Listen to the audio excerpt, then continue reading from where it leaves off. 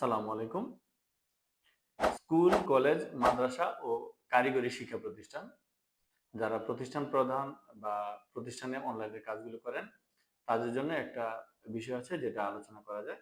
সেটা হচ্ছে এনটিআরসি এর শিক্ষক নিয়োগের জন্য প্রত্যেক প্রতিষ্ঠানের ই-রেজিস্ট্রেশন করতে হয়। এই ই-রেজিস্ট্রেশনের সময় বেঁধে দেওয়া ছিল ৫ নভেম্বর ২০২৫ তারিখ পর্যন্ত।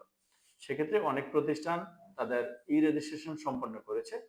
কোনো প্রতিষ্ঠান হয়তো ই-রেজিস্ট্রেশন এখনো সম্পন্ন করেন নাই। তাদের জ্ঞাতার্থে জানাচ্ছি যে আগামী ১৩/১১/২০২৫ তার মানে এই মাসের ১৩ তারিখ পর্যন্ত আপনারা ই-রেজিস্ট্রেশন আবেদন করতে পারবেন। ই-রেজিস্ট্রেশন যদি আপনারা আপডেট না করেন, সেক্ষেত্রে আপনারা ই-রিকুইজিশন বা শিক্ষক যে চাহিদা সেটা আপনারা দিতে পারবেন না। যারা সাবমিট করেছেন তাদের যদি কোনো তথ্যে ভুল থাকে সেক্ষেত্রে আপনারা এডিট করতে পারবেন।